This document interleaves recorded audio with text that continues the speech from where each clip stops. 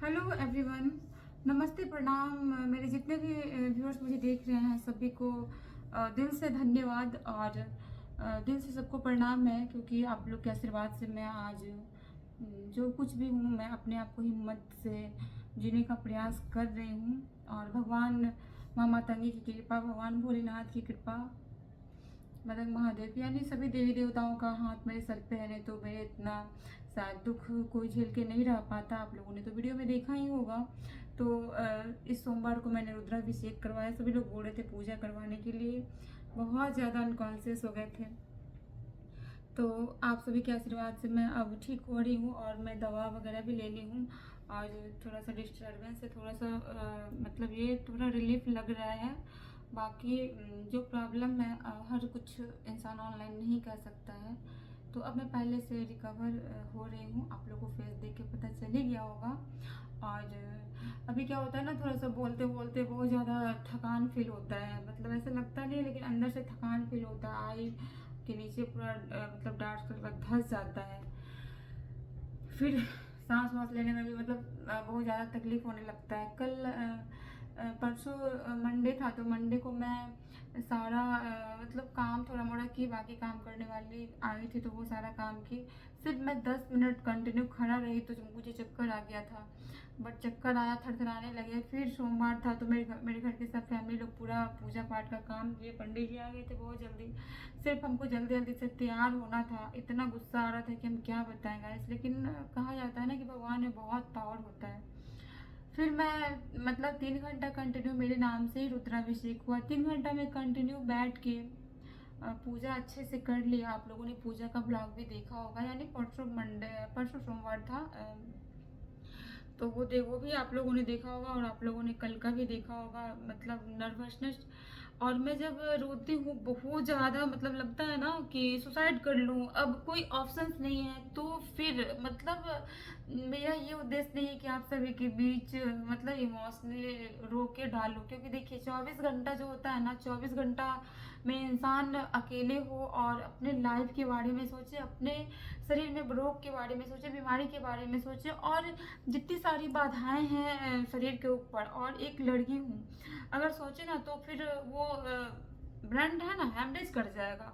तो जब मैं बहुत ज़्यादा मेरे अंदर क्या है ना कि मतलब नर्वसनेस, रोना, इतना मतलब इतना दुख मैं झेली हूँ कि मुझे पता ही नहीं चला। बचपन से मैं बड़े दुख झेलते झेलते हो गई। तो बहुत नर्वसनेस होता है। बेड पे सो सो के रूम बंद करके चिल्ला चिल्ला के रोती हूँ, लगता है कि पंखा से लटक जाऊँ। लेकिन हमेशा मम्मी याद आती है कि मेरी माँ कैसे रहेगी। मतलब सबको सपना है कि एक दिन बहुत बड़ा सपना पूरा करेगी। तो आप सभी को मैं अपने बारे में थोड़ा सा बताना चाहूँगी, क्योंकि आप सभी कमेंट के माध्यम से देख रहे हैं कि आप लोग मुझे मतलब प्रोत्साहन दे रहे हैं कि नहीं ऐसे नहीं करो बेटा, ऐसे नहीं करो, आप हम आपके साथ हैं। तो थोड़ा सा ना क्या होता है कि दिल को सुकून मिलता है कि इस दुनिया में बहुत अच्छे भी लोग हैं जो मुझे फेस टू फेस नहीं जानते हैं। फिर भी इस कलयुग में लोग हैं जो कि मतलब लोगों के कमेंट से ना जीने का उत्साह बढ़ जाता है।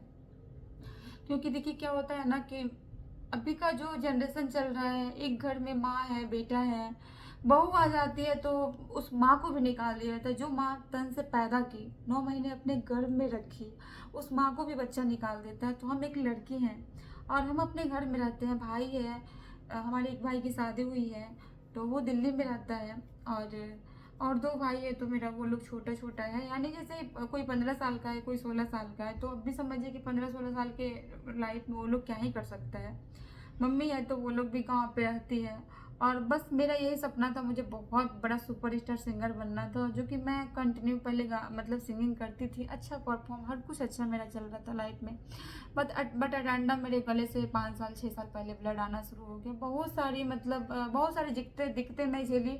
चलिए छोड़िए इसको, छोड़ते हैं। और बस आप लोग आशीर्वाद दीजिए और मेरे लिए दुआ कीजिए, मैं जल्दी से रिकवर हो पाऊँ और मतलब ठीक हो जाऊँ। और तो फिर हाँ, तो फिर मैं बताना चाह रही, तो फिर मंडे को मैंने पूजा अच्छे से किया, पूजा वगैरह 3 घंटा किया।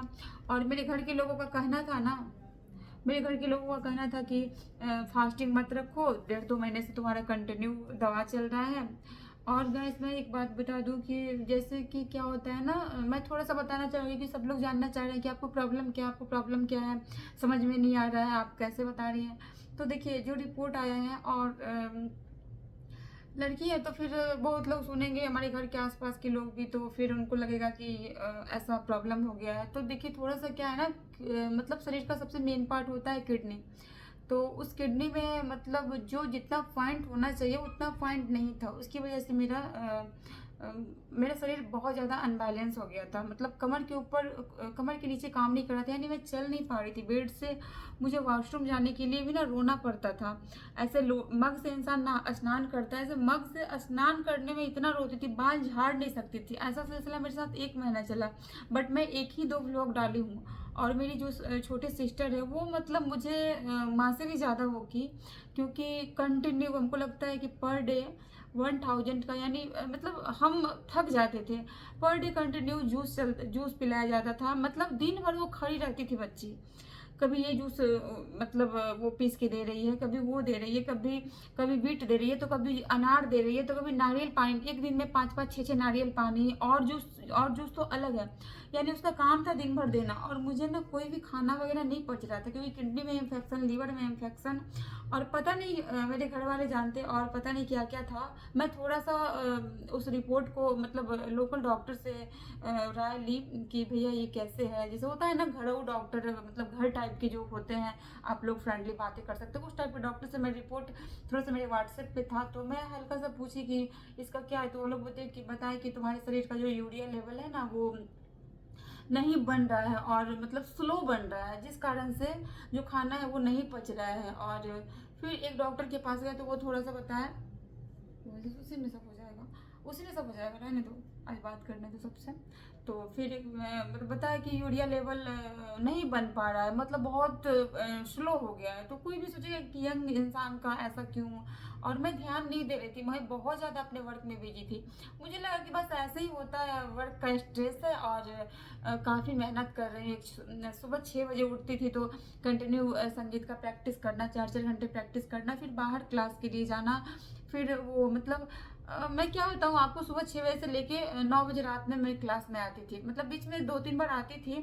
तो मुझे लगा कि कंटिन्यू मैं बिजी हूँ, और सब कुछ बहुत अच्छा चल रहा था, माता रानी की दुआ से बहुत अच्छा चल रहा था। तो मुझे लगा कि हो सकता है इस कारण से हो, लेकिन मैं चलना वलना बंद हो गया था। तो घर के लोग भी इतना ध्यान नहीं दे रहे थे कि क्या है नहीं है, चलो मतलब बहुत ज़्यादा स्ट्रेस ले रही हो, नींद नहीं आ रहा है इस कारण से। लेकिन मेरे शरीर का जो ब्लड है वो 6 पॉइंट हो गया था, जैसे कि नॉर्मल इंसान को कम से कम रहना चाहिए 12 यूनिट आरबीसी रहना चाहिए। तो और जो प्लेटलेट है ना, तो वो प्लेटलेट तो 1 लाख था। तो जिस कारण से चलना वलना सब, और मुझे पता नहीं कि ब्लड क्या मतलब ये सब, क्योंकि हम ज़्यादा जांच वाँच पे ध्यान नहीं देते थे, पहले देते थे, लेकिन अब थोड़ा सा नहीं मतलब उतना ये कर रहे थे, बस भगवान के भरोसे में मैं जिंदा थी।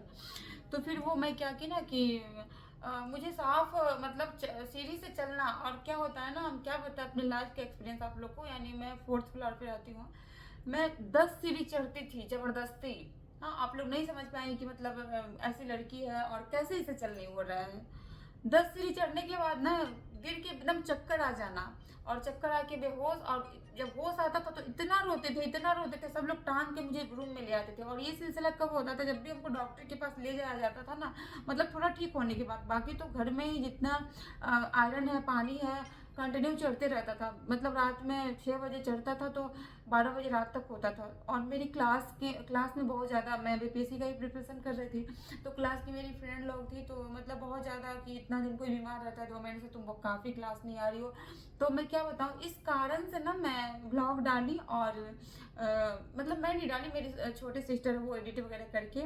और मतलब जब पानी वगैरह चढ़ता था ना, तो वो थोड़ा सा शॉर्ट्स बना लेती थी, लेकिन ताकि मतलब फुल्ली फेथ हो पाए कि नहीं वो प्रॉब्लम से जूझ रही है। ऐसा नहीं कि इंसान कभी एब्सेंट हो, क्लास एब्सेंट कर दे, कहीं नहीं जाए, तो लोगों को ये समझना चाहिए कि नहीं यंग है इंसान, बीमार नहीं पड़ सकता, शरीर है, कभी भी कुछ भी हो सकता है।